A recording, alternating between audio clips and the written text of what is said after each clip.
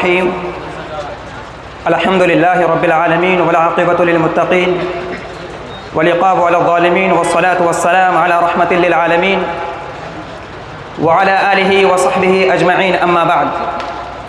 His Excellency Hazrat Amir Shariat, highly qualified Islamic scholars, dear believers and our respectful guests, Assalamu alaikum wa rahmatullahi wa barakatuh. Today I am going to deliver a speech on the topic of burning Palestine and its Muslims. Dear audience, as we all have been observing that cruelty and atrocity is prevailing all over the world. The big oppresses the small and the strong oppresses the weak. But we must know that cruelty and injustice create problems, calamity and disaster. Dear audience, Allah subhanahu wa ta'ala has threatened oppressor with a painful and severe punishment in the Holy Quran. He said, وَأَعْتَدْنَا لِلظَّالِمِينَ عَذَابًا أَلِيمًا, which means we have prepared a painful punishment for oppressors and tyrants. He said in another place, وَلَا تَحْسَبَنَّ اللَّهَ غَافِلًا عَمَّا يَعْمَلُ الظَّالِمُونَ إِنَّمَا يُؤَخِّرُهُمْ لِيَوْمٍ تَشْخَصُ فِيهِ الْأَبْصَارُ مُهْطِعِينَ مُقْنِعِي رُؤُوسِهِمْ لَا يَرْتَدُّ إِلَيْهِمْ طَرْفُهُمْ وَأَفْئِدَتُهُمْ هَوَاءٌ. Consider not that Allah is unaware of that which the wrongdoers do, but He gives them respite up to a day when the eyes will stare in horror, they will be moving forwards, their heads raised up, their glance does not come back to them, and their hearts are wide. My brothers, it's crystal clear that the result of cruelty and injustice, oppression, my brother, it's crystal clear, oppression and tyrants. Nabi Kareem sallallahu alaihi wasallam said, when people see an oppressor but do not prevent him from committing sin, it is likely that Allah will punish them all. My dear audience, as you know very well what is happening to Palestinians and Masjid Aqsa for the last more than a year, you must know what Israel is committing against from civilians, particularly innocent children, women and innocent civilians, particularly genocide and terrorism. It destroyed the Holy Land, holy mosques, killed numerous children, women and innocent civilians, bombarded countless houses, shops, mosques, schools and even hospitals. But people around the world, including the United Nations organization, so-called humanitarians and Muslim countries are together being deaf, dumb, lame and paralyzed.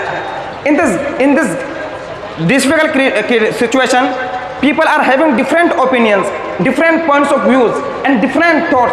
The wise become fools, the strong become weak, the holder of security become assistant to the murderers and tyrants and killers. The standard absolutely changed. The criteria totally reversed. The oppressed were made the oppressor were made oppressed, and people of truth remain silent. They are at peace in their homelands, while the people of Gaza are oppressed and killed, bombarded, tortured, persecuted and buried in the grave.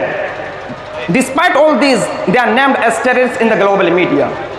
Dear audience, answer me this question: is it not an injustice, brutality, oppression? Yes, of course, it is a great suppression and tyranny that can never ever be forgiven and forgotten from human history. So every believer who has a spark of faith in his heart and believes in the day of judgment and looks up at humanity and gives value must stand against the extremist, deceitful and unjust Israelis and rise up against their control over Palestine with everything he can. It's truly said that the disaster of Palestine entered each and every house of Muslims, and words of grief and lament over the deceased and Palestinians are only uttered today. But you must know, if the ocean are filled up with tears and meetings are organized over crying and weeping, will neither benefit nor save the Al-Quds, as no one in history was able to convert defeat into conquer and failure into success by only crying and weeping without supporting it with action. Were the conquerors and predecessors able to do so? Tell me, did Hazrat Umar Farooq radiallahu ta'ala and choose to conquer Jerusalem by only crying and speaking? Furthermore, it was Sultan Salahuddin Ayyubi, may God have mercy upon him, who gave sacrifices of his precious lives and wealth in the path of Allah subhanahu wa ta'ala for hoping for one of the two good deeds, martyrdom or victory, and they were striving beautifully in this regard. After that, Allah's victory came to them. May Allah protect us from injustice and oppression, protect us from all evil and harm, and destroy the oppressors and wrongdoers, and support the oppressed and poor. Ameen Ya Rabbal Alameen. Here I want to conclude my speech, asking Allah's forgiveness for me and all Muslims. Thank you so much for listening to me patiently and carefully. Thank you so much. Wassalam.